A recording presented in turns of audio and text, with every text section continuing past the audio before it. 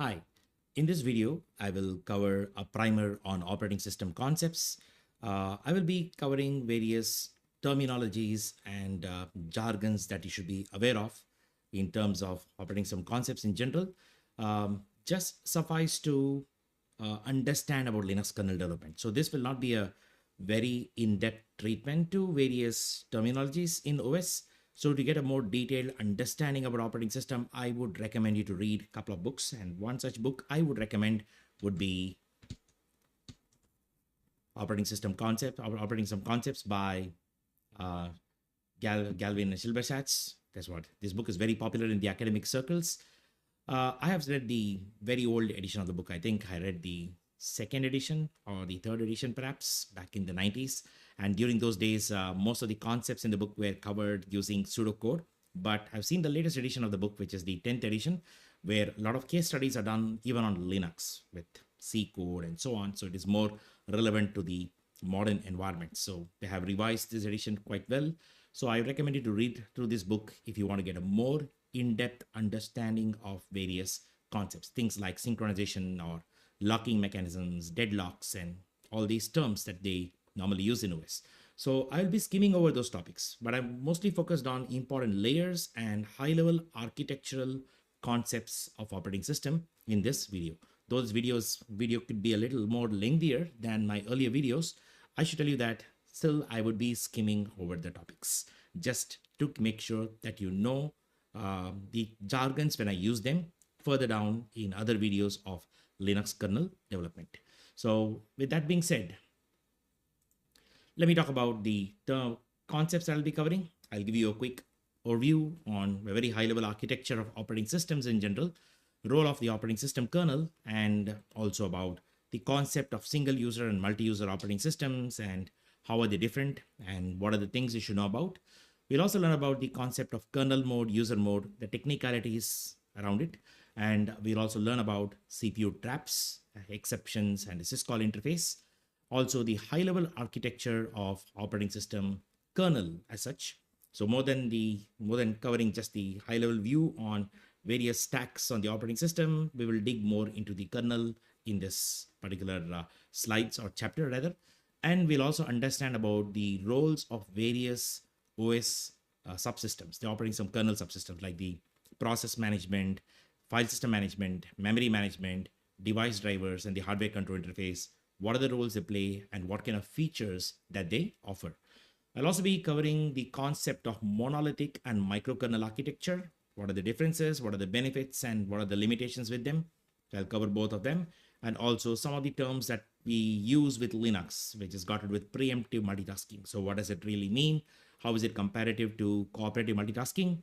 And some examples of operating systems to compare, right? And we'll also learn about virtual memory and demand paging in a very high level overview, just barely enough to understand what virtual memory means rather than going to the deep insights. I would be covering Linux memory management as another training course much later after this introduction to Linux kernel development, where I'll give you a more in-depth treatment into Linux memory management layers and go dig more deeper into the APIs and semantics that Linux kernel uses for memory management. But in this video, I'll just give you a very high level understanding about it. So with that being said, let's get started on this. So first, talking about the architectural layers of any operating system, right? So if you look at any operating system, any general purpose operating system that we all use, we have three primary layers in them. Or if you take it as a shell, there are three primary layers that you can peel out. So the innermost layer is the hardware, obviously the tangible hardware like the laptop and computers that you normally use. This hardware obviously has a CPU and a RAM and storage devices and all of the peripherals connected. Now, in order to use this hardware, we ideally need to write some programs, but not everyday users do write programs. We use programs. Now, these programs are written by somebody, and we have to use it, right? Like if you're using Windows, you're not written the Windows operating system. It is written by a company like Microsoft, or if you're using Apple macOS, it is written by Apple computers, or if you're using Linux, by the Linux community. So you're using the software provided by somebody and trying to work on it. Now, the point is that if you're looking at hardware, the hardware is layered by the innermost layer of software, which is the operating system kernel. The kernel acts as an abstraction to the upper layers to the underlying hardware. The job of a good operating system kernel is to fully abstract the hardware. So if at all I want to write a program to play audio on my sound card, I don't have to understand about all the semantics of the sound device, like all the command registers and how to program them, what are the codecs to use. I don't have to really worry about those intricate details about the hardware. I should be able to just use a simple API to connect to the sound device and stream some audio to be played back, and it should work. So the kernel provides this kind of a very high level abstraction or abstract interface to communicate to hardware. Even simple things like your display. So if you want to print hello world on your screen, you would simply say printf hello world, right? So that's what you do in a C program. But how does a printf function work? How does it get it to display something on the screen? Ultimately, the printf function will invoke some kernel function on its behalf, right? So if you're using printf hello world or any message, printf will make a call to the kernel, and the kernel will have an implementation to communicate to the display device to display something on a display console, assuming that you are using a console based operating system, or if you have a terminal running on your OS. Now the kernel acts like a abstraction layer, abstracting most of the hardware, and it also takes care of managing the resources on behalf of all other programs running on top of it. The resources here primarily are hardware peripherals and hardware devices, the CPU, the RAM, and the storage device, and display, keyboard. So all these devices are managed by the kernel as resources. And the applications can communicate to this hardware and get events from the hardware with the use of the kernel provided APIs. So kernel provides a kind of a high level API to abstract them. So the changes in how I connect my keyboard, for example, I have a keyboard here, which is a wireless keyboard I'm using right now. But if at all I switch from the wireless keyboard to a wired one, I don't have to make any changes in my application. I can still use my text editor and type on the keyboard, and it should work without having to worry about what kind of keyboard I'm connected to. And that is what the kernel's role is, abstracting the implementation of hardware devices and hardware peripherals from the upper layers. Now the kernel would be layered with a library interface. This library interface in Unix world and in Linux primarily are C libraries. For example, we use the standard C library on Linux and predominant Unixes. Even Windows will have its own set of libraries. So different operating systems will provide a library layer to abstract out the kernel itself. To give you some understanding of that, let us say that Linux across various versions have introduced newer system calls. In the early days, if you want to open a file, you'd use open system call. A system call is a kernel function which you can invoke remotely, right? So there was a kernel function called open being exposed to us, and we can use that call to tell the kernel to open a file. But in all the modern versions of Linux, the recommendation is to use open at, and quite recently, there is another variant called open at 2 system call. The system calls have improvised. Now, if I have an old legacy application that was using open system call, the library layer will translate open to the newer variant like open at or open at 2. For example, on Linux, if you use fork, which is a Unix compliant API to create a new process, in all the modern Linuxes, fork acts as a wrapper on another system call that the kernel provides on Linux exclusively called clone system call. And there are variations of it. We had clone, we have clone 2, and now recently we have clone 3 system call. There's improvisation. The library takes care of translating the old legacy APIs or standard APIs to the actual kernel system calls. This way, the library provides another layer of abstraction to the applications. So all the user space programs or applications which expect standard functions to be used like printf and scanf and getchar and maybe dupe or fork, all of these functions. These functions, which are library functions, are ultimately translated to the appropriate system call for the underlying operating system. Take an example of printf. So printf is a standard C library function. You could have a C compiler available on Windows. So when you have a C compiler on Windows and you write a C program, a terminal application, for example, something that runs on your Windows command line, you'll still use printf function to print some message on the screen. On a Windows environment, the library interface, the standard C library, will translate printf to maybe a Windows kernel specific system call. The API in Windows, I guess, is called as write file or nt-write file API. It translates to that. But if you're running on all Unix and Unix variants and Unix clones like Linux, they translate to write system call. So think of the library provides a more high-level abstraction for applications to make sure that the applications are more widely portable amongst different versions of the same operating system. Sometimes you can also easily port applications amongst different OSs. You can see certain applications like the Chrome web browser or the Mozilla Firefox. They run on Linux, they run on Mac OS, they also run on Windows. So they have some kind of libraries which tries to provide the translation to the underlying operating system for managing their UI and managing the network and so on. So the actual APIs on Windows for managing the UI is very different than the APIs available on Linux environment or a Mac OS environment. The graphics layers work very, very differently in all of these three operating systems. But when I develop a web browser, I don't really use those APIs directly, but I have a library layer to do the translation on my behalf, on my application's behalf, to the underlying operating system, right? And that is the role of the library interface. Libraries also provide a lot of reusable functionality like string handling routines, memory handling routines, and so on, which don't really have to make calls to the kernel, but they are like reusable entities that are used amongst multiple applications. On top of the library interface is where you have the application layer, which is where you have all your programs, user programs running. This could be your command line shell, where if you're using Linux, you get a bash shell or Z shell or fish. So all these shells run at that layer. There could be a lot of system services running, which could be initialized by the kernel bootstrap. When the kernel boots and switches to user mode, the kernel would launch one user space process. On all Unixes, it is called init, including Linux.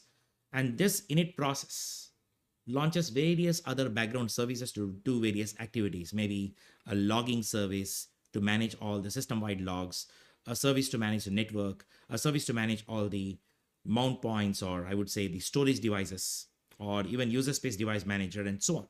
So all of these are system services which are also user space programs, which still use the library interface to communicate to the kernel. Alongside with the system services, you would have a lot of tools and utilities based on the choice of operating system that you're using. Like if you're using Windows, you have all of these GUI tools like the calculator and text editor and web browser and a lot of other tools. When you click on the Windows Start, you'll find a whole lot of them, right? And file manager and all that. If you're on Linux, you might have a command line oriented tool. Even on Windows, you do have that, but not many people use the command line on Windows until you're an advanced user, of course. Most end users just use the UI. Even on Linux, that's the case these days. People use Linux desktops, only use the UI, but you also have command line tools where you have the shell and you have shell utilities and file system management utilities, process management utilities, and so on. Plus, if you also developed if you installed development environments, you'll have the compiler and build tool chain for different programming languages. All of them fall into the tools and utilities. Plus, through package managers, you can install custom applications or custom software or third-party software, which does not come pre-installed in your default operating system setup. Maybe I'm using Linux and I'm right now recording this entire video using OBS Studio. This was not pre-installed when I installed my Ubuntu Linux, so I had to install it using some kind of a package manager. Even these days, if you're using Windows, you can download a lot of software from the Microsoft Store and install them. And all of them are the custom applications. So these fall in the uppermost layer or the uppermost ring in here. So as you can see, the kernel is what communicates to the hardware. And in any modern multi-user operating system, the kernel also completely isolates the applications from the hardware. The applications may not be able to bypass the kernel and talk to hardware directly. Yes, the kernel can facilitate hardware communication, direct hardware communication, but the application should request it. A program could request the kernel and say, give me access to this particular hardware registers and I want to write to it, any device registers. And then through some kind of kernel API, you should be able to communicate it. But the kernel acts as the manager that manages the hardware on behalf of the entire operating system. So there are three layers in almost every mainstream operating systems, like I showed you here: kernel, library, and the user land or the applications. Now, in the hardware, you might also have something called firmware. This firmware is where you have this BIOS. If you're using your x86 PC architecture, they normally have BIOS, and today we have it as we call them as UEFI BIOS. This is nothing but software or programs or set of routines which are flashed on ROM, which is embedded either on the CPU or on the motherboard. So the CPU is just powered on. The CPU is designed to execute the code or the routines in the firmware at the beginning. And these firmware routines are very, very vendor and architecture specific.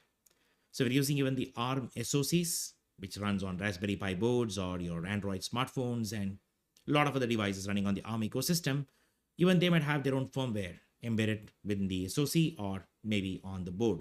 And that firmware is what is executed as soon as the system boots up.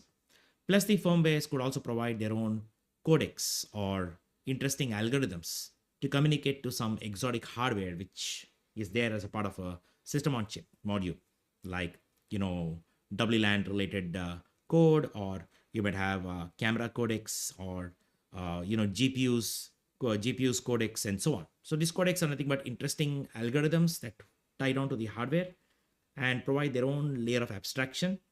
And these firmware code can be executed by writing some commands in the command register of the relevant hardware. So they fall into the firmware layer and they are much beneath the operating system, right? So it's part of the hardware. So these are the high level essential layers that you should be aware of when you're working on any operating system. Now, coming to this fact, the role of the operating system kernel. What is the role of the kernel? The kernel's role can simply be summarized as resource management. That is a primary role of any operating system kernel. So what exactly is resource management? Well, first I should tell you what are resources. Resources are all entities that are usable by us. It could be your keyboard, the mouse, the touchpad, the monitor, the screen that you have on your computer, or the webcam, or the microphone, speakers. All of these are hardware devices. Storage. So all of these are resources. I would say even the CPU and memory, the RAM that is there, all of these are resources. It is the job of the operating system kernel to manage them on behalf of programs running on top of that kernel. When a program is loaded by the kernel, the program might request more memory to work. So the kernel should provide an API to allocate memory for the program dynamically and allow them to free it when no longer required. When you have multiple programs running simultaneously by a single CPU, it's a job of the kernel to manage the CPU on behalf of multiple programs by doing some kind of time shared multitasking or scheduling. Or today we live in an era of multi-core or multi-CPU architectures or SMP based systems where you have multiple CPUs or multiple cores in a CPU. They're all like individual CPUs from the programming standpoint. So it is a job of the kernel to figure out what program is executed by what CPU and how the CPUs are allotted for different programs running simultaneously. So all of these fall into the concept of resource management. Even on storage, when you're trying to read or write data on storage, we try to treat them as files and folders. This file paradigm has been quite popularly used from the 70s generation at least, late 60s and 70s generation. So you will see this concept of files and file system where you have file paths to access any particular file. this notion of files, file system, folders, and all these are abstractions provided by the underlying operating system kernel. The kernel does something called file management to do that. When you have multiple programs running, it's possible that programs might want to communicate with each other. These programs in memory are also called as processes. Processes, nothing but programs loaded from storage onto RAM, onto memory. When multiple processes are in memory, sometimes they might want to communicate.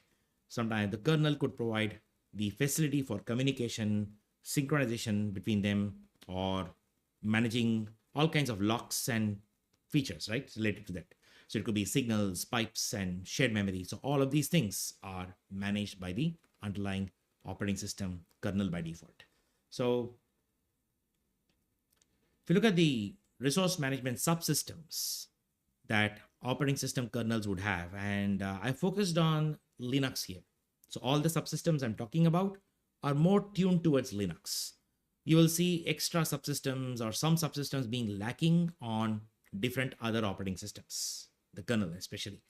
So if you're looking at a Unix or Unix-like operating systems like Linux, you'll find various subsystems in here. For example, we have the process management subsystem, whose primary role is to manage programs that is loaded in memory. So managing the life cycle of that process, figuring out what should the kernel do when the process exits, how should the process be made to communicate to another process, or managing various events on behalf of the process, or even things like allocating CPU time for that process. All of these falls under the role of process management subsystem of the kernel. So these subsystems, as I told you, think of a kernel as a big program. It's a giant program, and there are a bunch of functions for doing one activity, another bunch of functions for doing another activity. So all of these functions clubbed together are the subsystems. Some people call them as components or modules. They're all the same, right? And each of these modules or components represent different subsystem here. Like we have process management subsystem. We also have the memory management subsystem, whose primary role is to manage memory.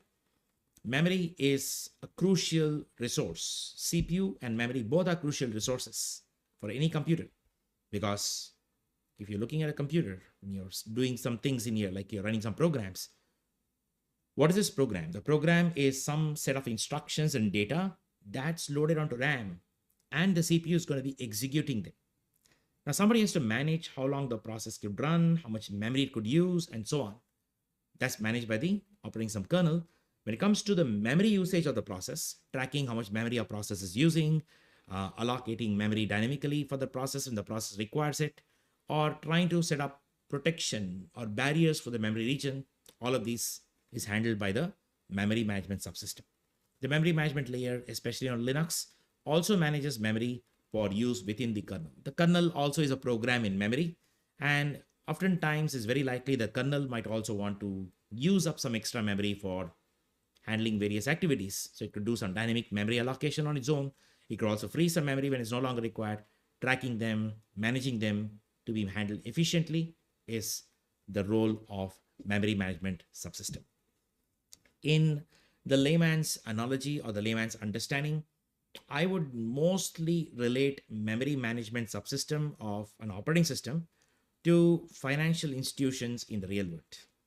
So think of memory as money, right? So you might think it's space. You live in a space, right? But that's one way of looking at it. We talk about address space, where you live and all that. That's one way, one other analogy to look at.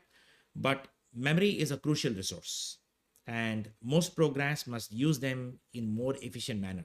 And the kernel should manage it efficiently on behalf of programs. Because when memory runs out, there's no space for programs to run. And managing it is very crucial. And the memory management subsystem does a good job in handling that. There's also file system management. That is another subsystem provided by the kernel. And the role of file system management is to provide a very high level abstraction to storage. So when you're having storage devices like hard drives, NVMe drives, SSDs, and pen drives, SD cards, all of these are storage devices. Today we live in an era where we also store data not on a personal computer, but also on the cloud, maybe remote storage, cloud storage. So all of these storage management could also be handled by an abstraction called file system. So the data stored on disks in raw format in early days, we used to call these as tracks and sectors. So when you had this magnetic media like floppy disks or even the older electromechanical hard drives, also called as magnetic hard drives, they contain platers. They contain disk platers on which you store bits by magnetizing or demagnetizing parts of it, right? And just oversimplifying the entire analogy, but I hope you get the picture. So you store data by storing them as patterns of magnetic domains there on disk, and these are stored in blocks which you call them as sectors. And because of the nature of disk which rotates and you have a head that can move and read all those signals, right? So you can read a block in different tracks, and these tracks are also called as cylinders in a hard disk, because you could have multiple platers which are piggyback one on top of the other, and the heads can actually move across reading different tracks simultaneously across multiple disks. So they call them as cylinders, heads, and sector. So that's a term being used when it comes to accessing contents of old generation hard drive. Today we live in an era of semiconductor storage. SSDs are quite common. So there you store them in different segments of frames. The terms could vary based on the SSD glossary. So they store it in different segments. So the job of managing this data, which could be accessed in random manner as streams of files and path and folders, is the role of the file system management subsystem. So it allows you to organize data in a way that we can easily look up, read, write, and understand, right? And that's exactly what file system managers do. Below the file system management, we also have the device drivers and hardware control interface. These are responsible for managing all the peripherals, managing the storage device, managing the keyboard, managing the microphone, managing the webcam, or even the display. All these are done by specific device drivers, which are set of routines which are tailored to work with a specific hardware device or peripheral. So you have a lot of device drivers based on what all devices are available on a given computer. And these are all also part of the kernel. And these device drivers might work one more layer deep through the hardware control interface, which is where you have the low-level routines to manage low-level hardware features. Things like, communicating to devices via their registers, talking to device registers, allowing direct memory access, or this device registers access using different way, port IO or MMIO. So all these low-level hardware intricacies are managed by hardware control interface, which is very, very hardware architecture and platform specific. Now, we also have other things like clock and timer management.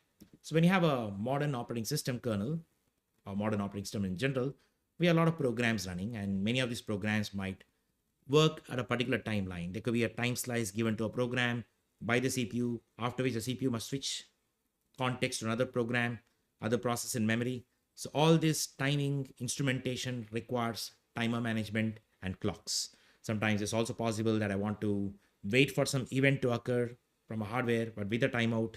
All these are managed by the subsystem. They manage clocks and timers based on the hardware support.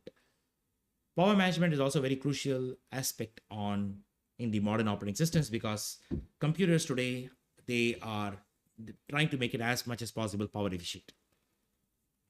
Back in the days, when you look at 1950s, when we had computers like ENIAC and UNIVACs, which are like big building size computers or room size computers, power consumption was not a major concern because it's a big investment anyways. And those days, computers used to consume kilowatts of power, several kilowatts. Sometimes they talk about hundreds of kilowatts if you're dealing with something like ENIAC. Later years, they switched to a couple of kilowatts when PDPs and all of the mini computers came along. Today, we're looking at computers that consume very nimble power because they don't have to run on a battery like a laptop. So the laptop is running right now on my battery. You got to make sure that the devices are used efficiently and power is managed efficiently. Assuming that my laptop is not doing a lot of processing, you should be able to shut off unused CPUs or throttle the CPU's power usage by reducing the clock frequency. Or if I have a lot of peripherals connected which I'm not using, power down those peripherals or put them in a snooze mode, which you call, and you can resume them when it's required. So the job of managing power efficiently to make it more power efficient, the computer, that is done by the power management subsystem, especially when you're having operating system running on battery operated devices like smartphones. A lot of research, a lot of effort has been laid out in the power management interface, both from the hardware side and leveraging it from the operating system side too. The kernel also manages networking stacks. Today, it's very difficult to imagine a computer that's not networked. So every general purpose computer would be connected in a network of some manner, be it a wireless network, a Bluetooth, or Ethernet control, Ethernet ports, or so on. So you're looking at a computer that's going to be connected to a wide variety of devices and other computers over a network. With that being said, you need to have some kind of networking protocol stack implemented to manage the packets, manage the flow control, and other things. The entire networking protocol stacks and providing an API to work on them using socket interface, which is very popular with BSD Unix. All of these are handled by the Linux kernel. In most operating systems, they have them, right? It's a part of the kernel.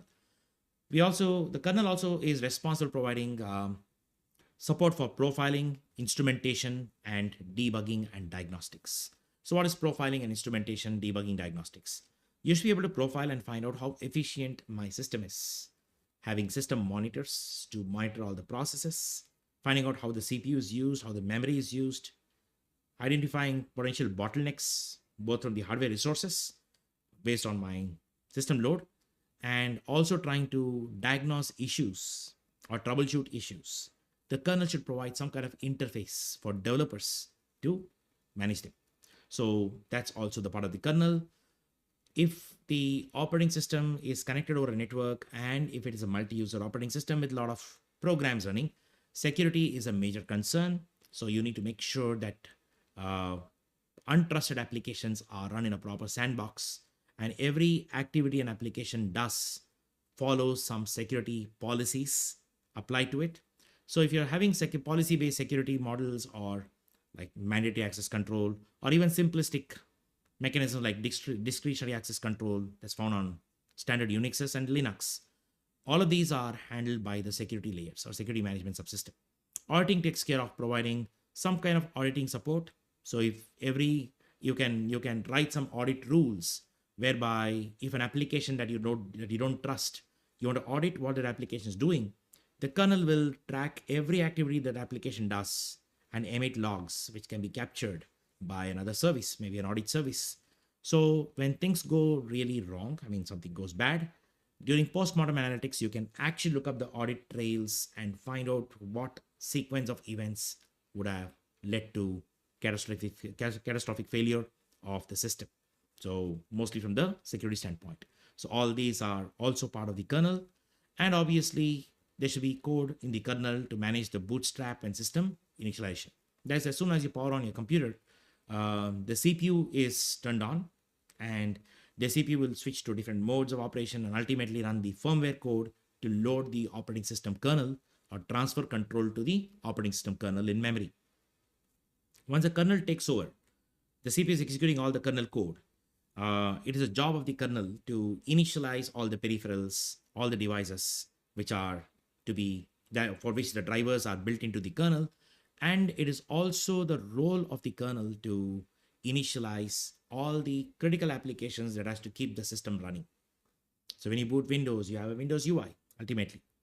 The Windows UI that you see here is some program, or for example, I have a Linux desktop here.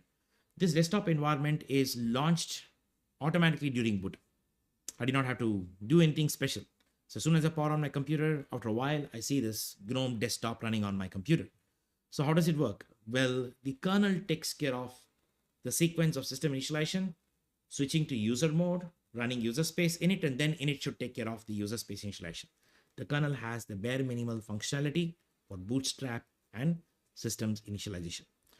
And the kernel should also provide an interface for applications to communicate to it. We call them as the kernel API. In the Unix world, we call them as system calls or syscalls for short. The kernel also provides ABIs or application binary interface, which is an alternative interface where the application would communicate to the kernel not by directly invoking kernel functions, but by using some standard kernel functions with different resources. File systems, pseudo file systems, and special files and file systems act as an ABI specifically on Unix. Even on Windows, you do have ABIs. For example, if you try to create a folder called CON, even on Windows today, CON or COM1 or PRN, they don't work. You know why? Because all those are reserved resources, reserved devices. So these devices come from the MS-DOS environment, or even earlier than that, the CP_M operating system, which was predominantly used on the very early Intel microprocessors. From there, you had MS-DOS. From MS-DOS, you had Windows. So they have followed that entire concept all the way till today. So these are ABIs, which means when you try to access something from C drive, I access one particular hard drive. If I access D drive, access another hard drive or another partition. Or if I access COM1, I'm trying to read or write to a serial port. So these are ABIs on Windows. On Linux, we have ABIs as files, which I will talk about in another video when I cover everything as a file paradigm in the Linux kernel architecture chapter, right? So these are all the major vital parts of resource management in an operating system kernel. Now, talking about operating system design paradigms. Now, what are the design paradigms that I should talk about? Well, in the early days of operating system design, back in the 50s or 60s rather, operating systems were broadly categorized as single user or multi-user operating systems. These terms are used even today.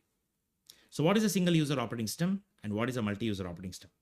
A very common misconception about single user versus multi-user, because I have delivered a lot of trainings on Linux kernel, and when I asked this question, 7 out of 10 members actually get them wrong, right? I would say not really wrong, but the full aspect of single user, multi-user is not known by many. So I'm just trying to cover that in this tutorial. So a single user system, many people confuse that user as human beings. It's not really the truth. For the operating system kernel, the programs running on top of the kernel are the users. The processes that run on top of the kernel are the users. Or a program is the user of the computer. So if you are using the computer, what are you doing? You're actually running a program. The program is running on your behalf or on my behalf, doing some activity. So technically, from the computer standpoint, the program that is running is the user, right? It does not know us human beings. It does not yet understand us as human beings. It only sees programs running. Even if I'm right now recording this video with the OBS Studio, the kernel or the underlying computer does not know me. It only knows the OBS Studio or the programs running, which is capturing things from the webcam. That's what is happening at this moment, right? So the program are the users here. So a single user operating system is predominantly designed to run one user program. One user program.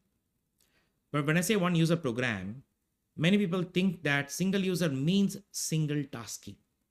Yes, there are single tasking, single user systems that existed in the early days of operating system evolution.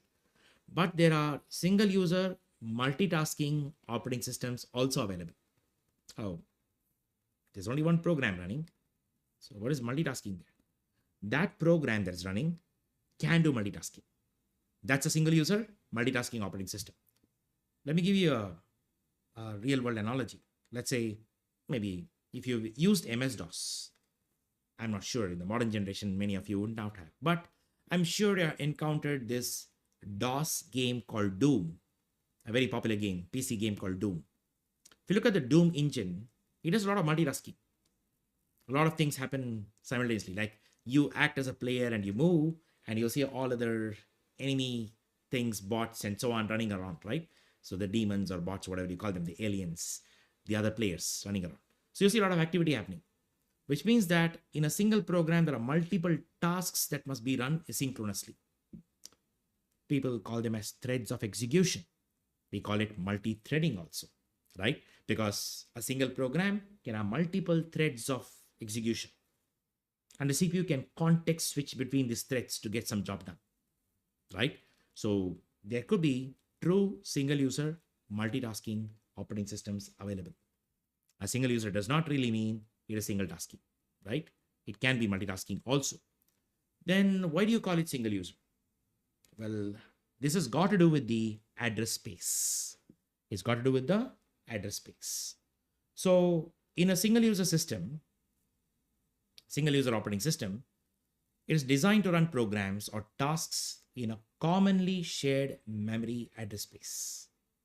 So if you think of multiple programs or applications running, they don't really run in their own private address space. Okay, a real world analogy is, imagine for a while that you live not in a separate house, but you live in a community hall with all other families. So everybody else are sharing a common hall in a big community.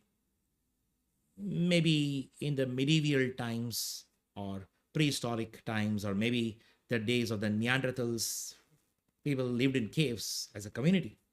So there's no such thing called private housing. That's the advancement of civilization today, right?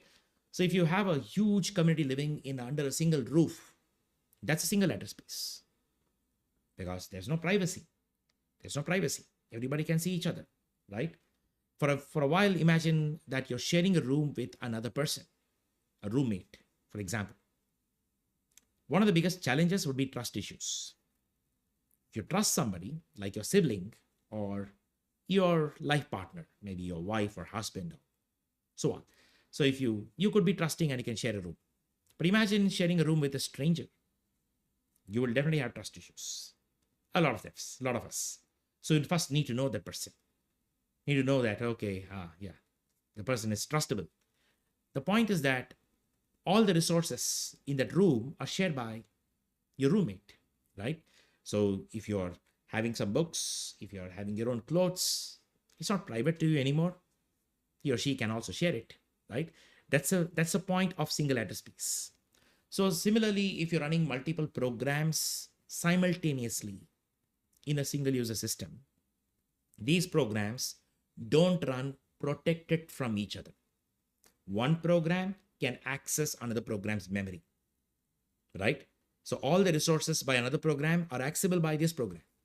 It could be memory, it could be files that are open and everything, right? There's nothing that separates one program from another. But this is a very simplistic design, and it is often used in real-time operating systems. Using a very low footprint, hard real-time operating systems, they are designed to be single user by nature. Simply because you want to run multiple programs and you don't want to have a lot of layers of abstraction that will impact performance and determinism of performance. In such cases, you'll run them in single address space and make sure that the programs or routines are trusted, right? One example I can think of with the single user operating system, which lived for a long time till the last decade, is Symbian OS. If you ever heard about Symbian OS, or if you don't know about it, I'm sure you know about the Nokia phones. The very popular Nokia phones before the explosion of smartphone ecosystem. Even today, some people carry them. Even today, you can get them, right? You get that basic Nokia phones with the keypad on it. The phones do run an operating system. It is the Symbian series of operating systems. You have the S20, S40, and all the series, right? One of the significant design challenges of this operating system is it was designed to be a single user system. And this posed a lot of challenges.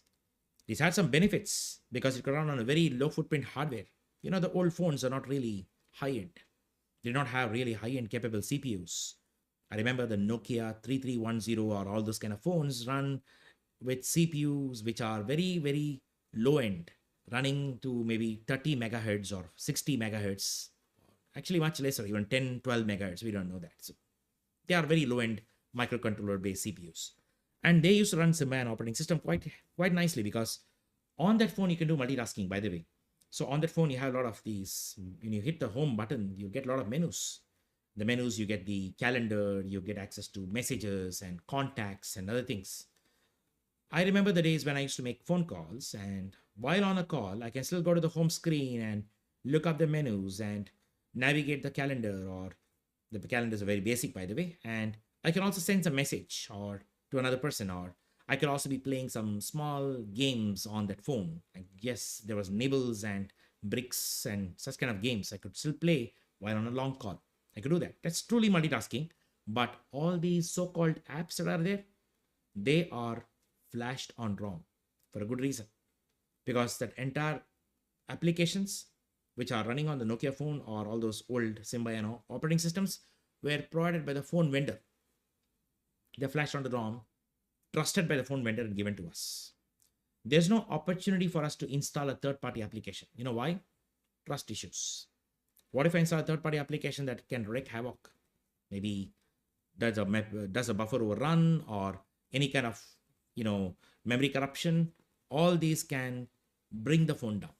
So this is a bigger challenge, right? So there are many operating systems like DOS, Symbian OS, FreeRTOS, and ThreadX, which are running on low footprint embedded hardware, peripherals, and devices, and a couple of IoT devices. They all are single user by design. They're very simplistic. They're very easy to program on, but you have to have full control. You get full control about this on the system. In fact, on single user systems, the kernel might not really isolate the user space application. Okay. The programs that run have full access to all the hardware resources. The kernel does not act like a isolation or an abstraction layer there. The kernel will just be a library of functions that you could reuse amongst applications for managing various resources. They all run in a single address space. A multi-user system, on the other hand, first, before I talk about multi-user, I talked about single user, the problems with them, right? Though the single user systems can be very lightweight, very fast and memory efficient, they lack some critical features required for general purpose use cases. So what are they? One, no protection mechanism. That is, applications are not protected from each other and also the kernel. In many implementations, the applications can directly access hardware when required without the kernel's intervention. And thus, a bug in any one of these applications can lead to a systemic failure, right? That's the problem. So there were some phones I remember using, not the Nokias. Before Nokia was a very popular phone, but there were other phones which were also using based on Symbian. I remember a couple of the older Sony phones which used to hang. The entire phone used to freeze. The only thing that I had to do is remove the back cover and remove the battery, put it back. The full hard reset is required to bring back the phone alive. That could be because of a bug in any one component or one application in that entire operating system, right? So that has been a big challenge. Modern single-user systems like Symbian or Symbian OS or the FreeRTOS or ThreadX do not support installation of third-party software in runtime due to security and stability concerns. That's one of the reasons for the downfall of all those old generation phones. The biggest advantage of a smartphone that we use today, like Androids or even iPhone that runs on iOS, is the ability to install custom applications from their App Store or the Play Store or the Google Play, you call it, right? You can go and download any software to your need and extend it to infinite possibilities, right? Close to infinite possibilities. You can extend the phone for various use cases. I remember the days when I got my first Android phone. It is really a smartphone. It's only later I realized I don't use it for anything, but it had a compass, it had a measuring instruments where I can measure a distance and a lot of things, a lot of interesting utilities, right? I used to even have a ruler and a lot of tools. So most of these tools were installed from Google Play Store or Google Play. But then these days we have just got bored with it and we use phone only for messaging and basic stuff. But many people still use the smartphones and install a lot of interesting third-party applications. The problem with installing third-party applications is that how well can you trust it? How do you know that the third-party application does not corrupt your phone, corrupt applications, other applications running on the phone? Or how sure are you that the application does not steal data? And that is a big problem with a single user system. That's the reason most of these are ROMs. These operating systems live on ROMs, which are generally flashed. Only thing is you have to reflash those ROMs if you need to. So there's no dynamicness in these kind of environments. but they are still used in extremely low footprint devices where real timeness, hard real time systems require that time determinism and a very, very time sensitive kind of activity. They're still used, right? There's no proper support for demand paging, demand loading of executables, and all these nuances that you will find in a multi user operating system. Multi user systems are designed to run multiple unrelated processes simultaneously. You should note multiple unrelated processes. That's the important keywords which I'm using here. More often, many people confuse multi-user system to be multi-tenancy systems. They confuse multi-tenancy as multi-user. Whenever I ask, what do you mean by multi-user operating system? The classic example that people tell me is that, okay, I have a Linux machine where I can log in with my account and simultaneously another person can also log in with his account remotely. So multiple users can log in simultaneously and work. That is a multi-tenancy system. It's like having a rent house where you have multiple tenants in different parts of the building, right? One tenant will have his own area, another tenant has his own area, and the tenants can go and new tenants can come in. Like new user accounts created, some older user accounts can be expired and deleted. That's just a model on top of multi-user system. But a multi-user is much beyond that multi-tenancy. Right now, I'm logged in as a single one user. I'm using one account right now. I logged in as a user called Chandra on my Ubuntu desktop. Now I have this PDF viewer here. I also have maybe a web browser in the background. Still, I hope I have them opened. Yeah, web browser here. And also have a terminal. Hopefully I have still that terminal open. Yes. These are three different processes. The terminal, the PDF viewer, the web browser are three processes that you see on the screen right now. Now, I would say it's a multi-user system because this terminal cannot access the resources of the PDF viewer. The PDF viewer will not be able to access the resources of the web browser. They're all isolated from one another. It's like they're sandboxed, compartmentalized. And that is what a multi-user system is. Think of multi-user system as like everyone living in their own house. Like I live in my space. This is my address space, my house. I own this place, so I live here. So I have my own bedroom, I have a hall, I have a kitchen, all these things that are there in a house. I have a neighbor who will also have his own house. He's got his own house, and that house has its own hall and kitchen and living room and so on. Now, the point is that's a different address space than me. I cannot just barge into my neighbor's house. It's illegal. It's invalid. For all you know, my neighbor would have locked his gates and there's no way for me to enter it, right? Likewise, my neighbor will not be able to enter into my house because my house is also gated. It's a form of security. It's like sandboxed. More than that, I live in my private space. What I do here, nobody knows. My neighbor does not know that I'm doing some training here. I'm conducting an online course here. My neighbor could be doing something. I don't know what he or she does. They live in their own private address space. There's privacy for each one of them, and they're all protected from each other. This is an analogy of a multi-user system. So this is what multi-user operating systems do, which is trying to run multiple processes sandboxed from one another, isolated from one another. But what if these processes needs to communicate with each other? They had to go through the kernel.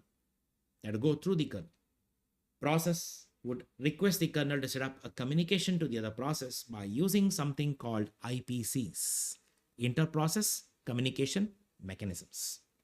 Signals, pipes, message queues, shared memory, sockets, all of these are IPCs. So a process can set up an inter-process communication mechanism with another process, and the kernel allows that to happen, then the process can communicate. He's like, I cannot really reach out to my neighbor, but one thing I can do is I have his phone number, I can make a phone call. Oh, it looks very simple, I can make a phone call. But the point is, when I make a phone call, it doesn't go to my neighbor, it goes to a phone operator and assuming that the phone operator is like the government, managed by the government, right? And it goes through them to the neighbor, right? That's how the whole system works, right? So multi-use systems are often confused with multi-tenant system. As I told you, the user in a multi-use system corresponds to each individual process. They're all the users. So this is one user, this PDF viewer. The web browser is another user. The terminal is another user. And I have OBS Studio running on the other screen. That's another user. So all of these are different users for the kernel. So one of the primary requirement for a multi-user system is support for hardware level protection. This is very, very important. You cannot have a true multi-user system without hardware support, which means that the CPU should have different operating modes to begin with. And the CPU should have some kind of mechanism to safeguard one process address space from another process address space. All the modern CPUs have a memory management unit to handle this use case. In the early days, you used to call them a segmentation unit. There used to be address translation unit in the older generation CPUs. But all the modern CPUs, they simply call them as a memory management unit because they are more sophisticated than what they used to be back in the 80s. Now, employing hardware level support for protection, the process by employing hardware level support for protection, the process could be run completely isolated from one another, the kernel and the hardware. Now, the very important thing is that this kind of protection is to ensure that the processes run in a sandbox. And because they run in a sandbox, to access any resource, they have to go through the kernel. The reason why we live in separate houses, separate space, private space, is simply because we don't trust each other. If you all trust every one of us, if everyone trusts each other, why do we need to have separate walls and houses? We can all live in one big community hall. We don't need nations. We don't need countries. We don't need states, right? We don't need government or all those things. We all can live as one big happy family in the entire world, but that is far from reality. We all live in private spaces controlled by a nation state. And all of these things happen simply because there's a lack of trust. There's a deficit of trust. The same way, when you have multiple programs running, because the programs don't trust each other, they are best run in separate sandboxes. And because you run them in sandboxes, you need to make sure that they don't abuse resources. So maybe you have a program running, it's running in a particular address space and memory, and it cannot go and access anything outside the address space. But what if the program has taken over the CPU? It's running an infinite loop, right? It's running an infinite loop, not relinquishing the CPU, not giving up the CPU. The CPU is busy running an infinite loop in one program. What about the other program? It does not get an opportunity to run. This other process is not starving for resources. What if one program takes over the entire hard drive and starts filling up with data? Another program will not have any access to any files because there's no space available. That could be a big problem. So to avoid this, the processes that run must run in a very, very restrictive mode, such that CPU should switch to a very, very restrictive mode to run those programs. And that's where we talk about the kernel mode, user mode divide, which I'm going to be covering in the further slide now. Now, what exactly is kernel mode, user mode? Well, as I told you in the earlier slide, that in order to have a multi-user system, you need to have privilege separation where you have hardware level support of the CPU to do that. Now, in order for that to happen, the modern CPUs provide wide variety of CPU operating modes or privilege levels or privilege modes. The terms are used differently with different CPU manufacturers in their documentation. In the Intel world, they call them as CPU privilege rings. In ARM world, they call them as CPU operating modes. In certain other architecture like Spark and so on, they call them as privilege levels, right? So different terms are used to indicate the same thing. We'll simply use it as CPU operating mode. So what is the CPU operating mode? Well, when the CPU is powered on, it is fully capable. It can access all resources. That means the CPU is executing any program. The program can fully take over the CPU and access any location of memory. It can access any hardware peripherals and so on. Now that mode of CPU operation is called as the kernel mode, because with the CPU bootstraps, it assumes that the first program, the real program that from your RAM that the CPU is going to execute after firmware initialization is the operating system kernel. So the CPU is bootstrapped into the kernel mode to run the operating system kernel. Or the CPU might go through various other modes before switching to kernel mode, by the way. Yeah, I'm just telling you from the very high level things, but most of the CPUs today in the market, they are not completely open. They don't have a complete open hardware specification. I guess there's only one CPU that I can count as a true open hardware specification is the RISC-V architecture, which became most common, which is becoming slowly common now. It can be a strong contender or a competitor to the ARM and x86 ecosystem in the near future. It has a open hardware specs, but all of the CPU manufacturers, when they make SoCs, system on chip, or integrate CPU on the motherboard or whatever, they will have some kind of proprietary modes that the CPU is used, bootstrapped in, where all the firmware code is executed, and then ultimately switches to kernel mode. So different SoCs have different internal modes, which is not well documented to the general public or even to the operating system developers like Linux community. So as long as you're not working in the CPU design team of a specific company like Intel or Marvell Semiconductors or Samsung or Qualcomm, you may not have much of awareness because all these are internal to the organization, right? But having said that, from the operating system standpoint, there are only two modes that they care about, the kernel mode and the user mode. All the modes are irrelevant from the OS designer's standpoint in large use cases. If you look at the Intel's x86 CPU, the primary modes that is officially documented by Intel in all the spec sheets and wide variety of documentation is these 4 privilege rings: ring 0, ring 1, ring 2, and ring 3. Though Intel 386 onwards introduces 4 privilege rings, they found this more complicated to use. So almost all the mainstream operating systems only use 2 rings. Ring 0 for running the operating system kernel, and ring 3 for running all the user space application. Only 2 rings are used.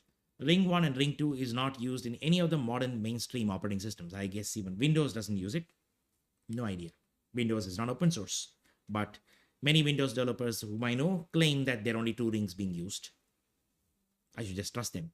But Linux, I can guarantee you that there are only 2 rings being used: ring 0 and ring 3. Ring 1 and 2 is meant for, the mid-range. Is like a gray area, right? So if you're on ring 0, the CPU is fully capable. It can access all resources, all regions of memory, perform hardware I/O, run all kinds of critical instructions on CPU. It can also access special CPU registers, right? That's the capability in ring 0. That means the CPU is fully capable when operating in ring 0. And the CPU is bootstrapped in ring 0 to run the operating system kernel ultimately during the bootstrap initialization. Ring 1 was primarily meant for device drivers, which can use this port IO mode in Intel, like in-out instructions and mostly hardware IO, right? They can do that. When you switch to ring 2, you can access all the memory management related features, like you can program the MMU, right? So your memory management layers, file system, storage layers, and all of these things are designated for ring 2. But let me tell you, ring 0 is fully capable. So all the things that you can do in ring 1 and ring 2 can be done on ring 0. So that's what Linux uses. Ring 3 is a low privilege mode. The CPU switches to ring 3, right? Which when it switches to that particular operating mode, it has reasonable restrictions on all the resources. It cannot access all regions of memory. It cannot perform low-level I/O to hardware. The instructions for I/O, they are termed illegal, right? They're made illegal. They're all illegal instructions, treated as illegal instructions. And it may not even be able to access things like page tables or all the MMU specific features. So it cannot do memory management, by programming the MMU when you are in user mode, that is ring 3. Below ring 0, there are other rings that surfaced out in the recent years. There's ring -1, which is the hypervisor mode, mostly used for virtualization. Ring -2, used by the BIOS for during CPU initialization and for a couple of other undocumented features, right? So ring -2 is used. This is also called a system management mode. The CPU can anytime switch to system management mode if you're running on Intel x86, right? And you also have the Intel management engine, which is a hidden core, a hidden CPU in all the Intel processors of the modern era. And they take care of some internal validation or whatever. So I'm not sure what they do, but because it's not documented openly, it's a hidden core. All of this came to light by a couple of people reverse engineering the microcode of Intel and AMD. That's how they have documented it. But these are through 3 other rings that is being surfaced out, which is not documented officially by Intel. But these are the ones that you should be aware of. The kernel doesn't really care about all the inner rings below ring 0. The only thing they care about is ring 0 for kernel, ring 3 as user mode. If you're working on the ARM ecosystem, I've taken this table directly from the ARM developer website. If you go to developer.arm.com and look for ARM CPU operating modes, you'll get this table. And this table sort of gives you a very high level insight on different modes supported on ARM architecture. I think both ARM32 and ARM64. Let me just try to zoom this a little more so that I can scroll and show you. Oh yeah, I think I zoomed it way too big. Okay.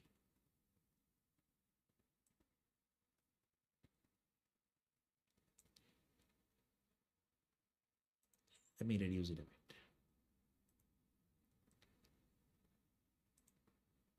Maybe 100%. Should be fine enough. There's a processor mode called user mode. As usual, this mode is designated for running user space applications. We call it user space if a program is in a designated memory, which is supposed to be running in user mode, right? So suitable for running all the applications and programs on top of the kernel. There are also other modes like FIQ mode, which is used mostly by embedded devices running on RTOSes and so on. I don't see this being used mainstream on Linux. Maybe there are some patches custom patches by a couple of vendors that might use this mode called as fast interrupt mode or FIQ mode. IRQ mode is entered into whenever there's a hardware interrupt. I'll talk about that in a while. What is a hardware interrupt and what is an IRQ? But this is a special mode. Again, the Linux kernel doesn't really care with this. You will have some platform specific code which will just transit to kernel mode, right? When they encounter all these modes. The supervisor mode is the kernel mode. In fact, there's a mode which is designated as kernel mode, also called as SVC mode in the ARM64 architecture. In ARM32, it is also called as system mode. So we have the other mode as such. So both of them are kernel mode. You can see that. System mode, suitable for this. Actually, they say suitable for application code that requires some elevated privileges, but in Linux, in ARM32, they use this as kernel mode. They use SVC for in ARM64 architecture. So for all you know, they only use 2 modes in the kernel. From the Linux design, they use the SVC or system mode based on the ARM platform and build, and they use user mode for running user applications.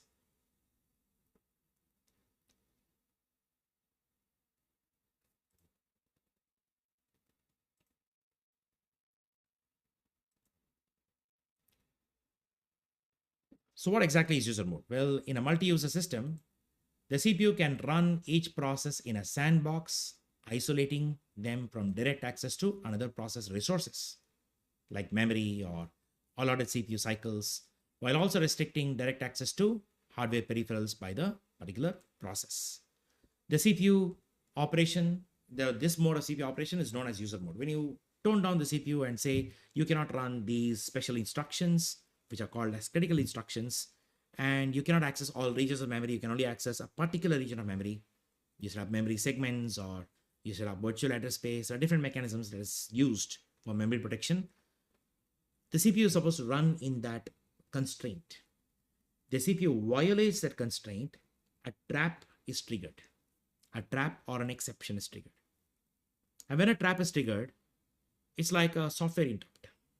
The CPU is now made to switch to kernel mode to run what we call as trap handlers, which I will discuss further in these slides. Now, kernel mode is when all processes run in a sandbox protected environment. There must be one program that needs to be run in an elevated CPU privilege mode to supervise and manage user mode processes. Like in the real world, we don't trust each other, so we live in our own address space. We also drop all our privileges, but we elect a government or governing body to govern us. So we all have an elected government in all the modern societies. So the government are nothing but people, some trusted people whom we entrust and elect them. You give them maximum privileges, which means ultimately the government owns all the resources of the nation, of a state or a nation. They own the land, they own every resource, they even own the money, right? So it means that if you want to really get some money, the government has to print it, right? And make it available by through some channels, right? Through banks and so on. Which means that we have readily given up our privileges to the government to enjoy our freedom. There's a very interesting contradiction here. Because we dropped all our privileges, I am not privileged, nor are you, assuming that all live in the same nation, which means that we all run in our own constrained sandbox, but we are free in that sandbox. We have freedom to work in the sandbox. So what I do, don't cause a problem to your freedom, right? So I don't really inflict any harm or try to impede your freedom. All of us live in a free society, but with low privileges, by making sure we have an elected government to guarantee our freedom, the legal system, and so on. For example, if I try to encroach on my neighbor's property in real world, what do you think is going to happen? Well, in a uncivilized environment or uncivilized society, the neighbor will have a gun and shoot me. That's what will happen. But in a very civilized system, a trap is triggered. What is a trap? Government is involved. The neighbor could call up the government and say, oh, this person's encroached my land. And the legal department, the police, or all these people, they will walk in, they will take over, they will investigate, they'll see what's going wrong, and they will say, oh, you have encroached the land, you will face a penalty, right? So the government involves when there is a violation. The same way, in a multi-user operating system, the kernel is a special program given higher privileges because the CPU runs the kernel code while operating in kernel mode. While operating in kernel mode, when the kernel is initializing, it will take over most of the resources. Installing various device drivers, it takes out all the hardware resources and then tells the application, you want to talk to the hardware, you better use my functions. This is the API. The kernel takes care of providing that abstraction. And the kernel also tries to set up the constraints for running all the user space applications when managing resources, the address space and all that. And the kernel then runs the user mode program. The kernel would install what we call as trap handlers. Trap handlers are like the legal department, the police, right? Or the cops, we call them. So they take care of figuring out when something goes wrong in user space. Kernel takes control. That is, the CPU will jump into the trap handler subsystem to run the trap handlers installed by the kernel. And these trap handlers figure out what's going wrong and they will maybe terminate the process. That's where you see a segmentation fault, core dumped, bus error, core dumped, broken pipe, core dumped. All these are violations. Illegal instruction, core dumped. So you get this kind of messages on Linux sometimes. And if you work on the command line with a very, very buggy program. Even on Windows, you'll see certain applications just terminating with the Windows message. I am not a Windows user. I remember the days when I used to use Windows a couple of decades ago, where you see that application has violated so-and-so protection, application has been terminated, and they'll give you a lot of message. You'll get a small dialog box. The kernel is doing that. The kernel has terminated the application because an application violated restrictions placed on it, right? So that's exactly what the role of the kernel is. So the kernel acts like a supervisor or a resource manager by running in high privilege mode. So the operating system kernel takes over this role and is run on in an elevated privilege mode known as the kernel mode. When operating in kernel mode, the operating system kernel gets full access to CPU's instruction sets and also privileged CPU registers and access to all hardware resources that include memory and all the device regions and so on, right? And kernel manages them on behalf of user space. In fact, as another example I can think of is, if I want to buy a land, I have to get the government involved. In India, that's how it is. At least, I guess it's the case with all other countries. Yeah, you might buy a land from somebody, but you have to get it registered in the government. There's a governing body who has to know who's owning the land right now. So we have this concept of sale deed in India. I guess you have something similar in all other countries. So this is a government acknowledged document, right? So you get it acknowledged by the government. So government is allocating that space for you, that now you can stay in this place, right? So that's exactly what resource management by the kernel really means. So what the government does in real world is what the kernel does in an operating system, managing resources on behalf of multiple user space applications running in user mode. We use user mode, kernel mode, modes. Sometimes we also use a term kernel space, user space. They are loosely the same. The operating system kernel's addressable space in memory when operating in kernel mode is called as the kernel space. So yeah, the operating system kernel is a program. It's loaded in memory during boot up. The bootloader and operating firmware loaders will load it. And the CPU now hops into the kernel and the kernel code is executed, which will do all the initialization. The memory region that the kernel uses is called the kernel space. And while in the kernel space, the CPU's operating mode will be kernel mode. It's going to run in kernel mode, in a high privilege mode. But once you're transiting from kernel space to user space, which is where the user application is residing, the CPU's operating mode is switched to user mode, which is a low privilege mode. So when it comes to the address space, we say kernel's address space and user address space, shortly called as kernel space or user space. When it comes to CPU operating mode, we call them as user mode and kernel mode. Trying to make sure that all these jargons and terms are clear when you're using them.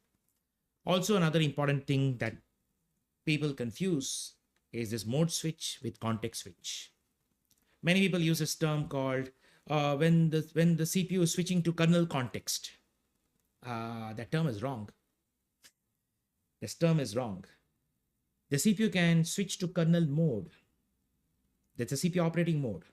The CPU is switching between user mode to kernel mode. There's a mode switch. There's a mode switch. Mode switch is very different. A context switch means the CPU running on behalf of one process. Now the CPU is running on behalf of another process. That is a context switch. Now some of you might argue and say, oh, kernel is a different program. Kernel is a different program. So isn't that a context switch? Well, at least from the Linux standpoint, it is not. It might be true in other operating systems, perhaps. Maybe kernel lives in a different context, user land lives in a different context, but when it comes to the Linux kernel, after the kernel boots and launches user mode application, the kernel sort of acts like a library for the user space program. The kernel is there in memory. And how do you get access to the kernel? From the user mode, you switch to kernel mode and the kernel is running on behalf of that user application. So it's only a mode switch. A context switch is when you're trying to save the state of the CPU of the current process. And then you switch the state of the CPU from the current process to a new process. When you switch it to a new process, that's a context switch. It's like, let's say that right now, let's say I'm staying at home. I'm at home. So I'm free to do whatever I want. But maybe tomorrow I have to go to office. I go to office. When I switch to office, I need to worry about my work. There's a change in context. At home, I should look at all the household chores like maybe buy my grocery and do the cooking and other things. That's a different context. Or watch all my, OTT series which I missed. So that's the context. That's at home. But when I switch to office, I now have a role in the office, which is a totally different thing. Right? I have a role in the office. I have maybe a developer in the office, and I had to continue where I left off yesterday or day before yesterday. Whatever work I was doing, I had to carry forward that work. That's a different context of execution. In the office context, you're different. In the home context, you're different. Right? Classic example is like you might be, a very high authority government servant, or you might be some kind of a officer in the government services. So, but when you're in the government, you will have a very strict uniform and you'll have a different tone of communication and all that. But when you're back at home, you become you become more leisurely or more casual. The context is different.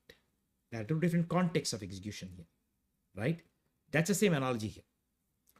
When the CPU is running on behalf of one user space application, the CPU state is maintained differently. The registers of the CPU, the program counter will point to that program and execute. But then when the CPU has to switch context to another application, the program counter could be elsewhere, a different location on behalf of the process. And whatever registers were saved earlier for that process, that will be restored on the CPU and say, okay, I was doing this earlier. Now I'll continuing where it left off. That's a context switch, right? Context switch is process to process switch by the CPU. The CPU switching context from one process to another process. Remember, a kernel is not to be treated as a separate process. From the user's perspective, kernel is a high privileged extension of the user. A high privileged extension of the user. So kernel works on behalf of the user, behalf of every user applications. So when you're switching modes from user mode to kernel mode and back to user mode. That's what you do. You're not switching the context here. So mode switch versus context switch must be very clear. I think I do cover that in the next coming slides, but I'm just telling it to you up front. So talking about CPU traps, sometimes also called as faults, or some people call them exceptions, or software interrupts. They all mean the same thing. When a CPU is operating in user mode, executing instructions of the user application, if it tries to access privileged CPU registers, there are certain registers of the CPU which are called as privileged registers. Some bits of the flags register. There are certain registers like the CPSR register or in the ARM architecture, or the IDTR register on the Intel architecture, a couple of MSRs. All of these are privileged registers, or the control registers in general. From the user space, you're not supposed to access those registers. You cannot use any instructions to access them. These are all meant only for kernel's access. So only the CPU operating in kernel mode can access those registers safely. If at all a user space program violates these restrictions, trying to access these privileged registers, or even attempts to access memory beyond its addressable space as allotted by the kernel, or attempts to execute certain illegal instructions or invalid opcode, all of these will trigger a trap. A trap is more like a software interrupt. The CPU's program counter was executing the user space code, and that code violated these restrictions, like trying to access illegal memory or running an illegal instruction or accessing some invalid registers. Immediately the program counter jumps into the kernel mode to run the kernel installed trap handlers. The mode switches from user mode to kernel mode, running into the kernel code, running the kernel's trap handlers. One of the primary tasks the kernel does during boot up in a multi-user operating system is install trap handlers for all possible CPU traps. That's a primary requirement. The kernel has to install trap handlers. That's done by various ways. On Intel architecture, you have to write address of a particular area of memory in a register called IDT, Interrupt Descriptor Table Register. IDTR. That's run by a special instruction called LIDTR. You say LIDTR and pass an address. That address of memory is where the kernel will have jump addresses to various functions, offsets of various trap handler functions. Plus, there are a lot of other flags, a lot of other entities indicating whether it's a trap or an exception, whether it's a trap gate, exception gate, or is a hard IRQ gate. So all that is taken care of. I'm not going to those nuances at this moment, but it's like a address of, it's like jump vectors. It's a table of jump vectors. It's an array of jump vectors. That array address is written into the IDTR register much early during kernel boot. These trap handlers would be called in automatically whenever a user space process triggers a trap by running any of the violating instructions, any instruction that violate the constraints placed by the CPU or by the kernel on to the user space process. These kernel installed trap handlers run in kernel mode, and they can run various kernel functions while in kernel mode to carry out various activities. Most trap handlers would terminate a process because assuming that the process caused a violation. But however, there are certain traps which are called as legitimate traps. syscall is one of them. If the user space program wants to call a kernel function which lives in kernel mode, a kernel space, you cannot access it.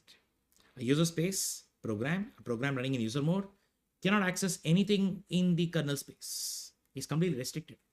So how can it call a kernel function? The way it can call a kernel function is triggering a trap. There's one trap called syscall trap. We call it syscall trap, but the actual mnemonic or the instruction vary from one CPU to another CPU. I guess I have a table to show you that in the forthcoming slides. When a syscall trap is triggered, the syscall handler, the trap handler for syscall, would figure out based on a register what is a system call number and use a number as a jump vector in a syscall table. And that's how kernel functions are running on behalf of user space request. Be it opening a file, reading a file, creating a new process, exiting a process, and all of that, right? So from the user space perspective, the CPU traps act as software interrupts. As you can see, you have a user space program that tries to run some instruction, and immediately the program counter or the instruction pointer jumps to some other address, runs some other code path, and if sometimes, in many cases, it can return back to the user space and continue. So it's more like a software triggered interrupt. So traps, in essence, are software interrupts, right? So as I switch control to the kernel trap handlers, and when the kernel trap handlers resume without killing the process or terminating it, control will come back to the process, continuing where it left off. This happens for certain traps.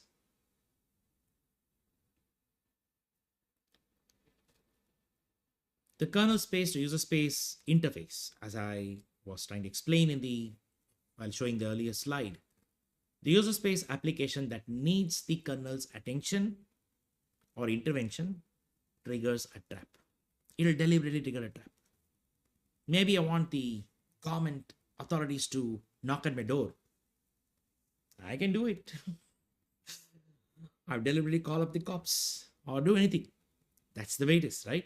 So a user space application can explicitly require request kernel intervention by triggering a trap. And though most traps imply some kind of CPU protection violation by the user space application, there are few traps that act as legitimate mechanisms for user space application to invoke kernel code on its behalf. Now, there are two important ones I can talk about at this moment, very significant ones. One is syscall, another one is page fault when you're using a demand paging system, right? System calls are legitimate trap instructions that a user space application invoke in order to make the operating system kernel perform some activity on their behalf. Okay, so most kernel functions that need to be exposed as API to user space are done so using the system calls interface. So I already covered this. Operating systems with demand paging support also employ page faults as legitimate trap mechanism that would allow the kernel's page fault handler to perform demand paging on request. What is demand paging? I will cover this much later in this video. So this is the analogy of a system call. The best real world analogy is the way you operate remote control. So let's say I have a remote control like I have here. So if I press buttons on this remote control, there's a TV in front of me. Let's assume the TV operates. Well, I don't go to the television. I don't really physically go to the TV and press any buttons there. Modern TVs I've seen, there are hardly any buttons visible, right? You will see a big screen and most of the activities happen on remote control. That means pressing a button remote control will invoke a function on the TV to switch channel or increase volume or change brightness or mute the audio and many things. So basically they're all different functions of the TV but operated in my handheld remote control. System calls give you that kind of an analogy. So when you're trying to make a syscall, what you're doing is that you're having a function in user space in the library layer. Let's call that function as open to open a file. When you open of a.txt, o_rd only, what are you doing? This open function will take all the arguments that you're passing, send them into different CPU registers, and invoke syscall instruction. The moment syscall instruction is triggered, that causes a trap. Control of the CPU now switches from the user mode to the kernel mode to run the syscall trap handler. The syscall trap handler will look up the CPU's registers to identify what did the user request. One such register will contain what we call a syscall number, a system call number. Open will have a system call number, read will have a system call number, write will have a system call number. So these library functions will pass one of the arguments syscall into one register, which is the system call number. So for read, let's assume it's 2, for write it is 3, for open it is maybe 4, and close it is 5. You can have different numbers for different system calls. That number is looked up by the syscall handler when there's a syscall trap triggered, and the number acts as a index of an array. The kernel has an array. In the kernel mode, the kernel space, a kernel would have created an array. That array is an array of function pointers. Ultimately. The 0th index of the array will contain one function, maybe exit. First index will contain restart. Second index will contain read. Third index will contain write. Fourth index is open. So these are all like pointers to various kernel functions, which are the actual handlers for various system calls. And that array, which I talked about, is called as a syscall table. In the Linux world, we call them as syscall table array. So when you're invoking system call, you're invoking a syscall instruction, which will transit from user mode to kernel mode because of a trap being triggered. And the trap handler invoked is syscall trap handler.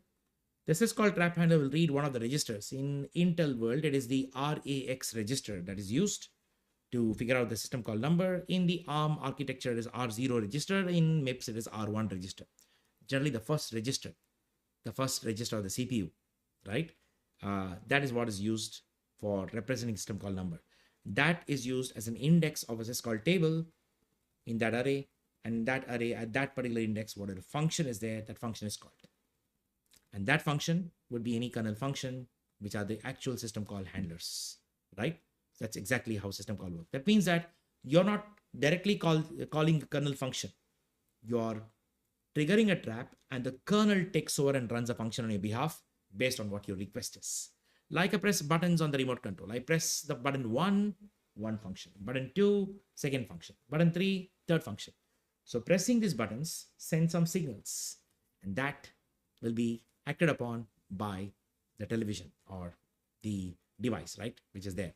So this is exactly the analogy of a system call is from the layman's understanding. Now, if you look at the system calls, I told you what they are and all the different features. I will stop the video at this moment and I will continue in my part 2 of this video where I'll talk about high-level kernel architecture of a multi-user operating system. This is not specific to Linux kernel architecture, but I will cover the high-level subsystems, how they are layered in most multi-user operating systems, right? So I will talk about that in the next video in part 2 of this chapter. Thank you very much. So if you found this video useful, I would recommend you to send me some comments, or maybe if you have any questions, doubts, or any clarification, feel free to reach out to me with the contact details I've shared in the first slide of the presentation, right? So thank you very much. Meet you in the next one.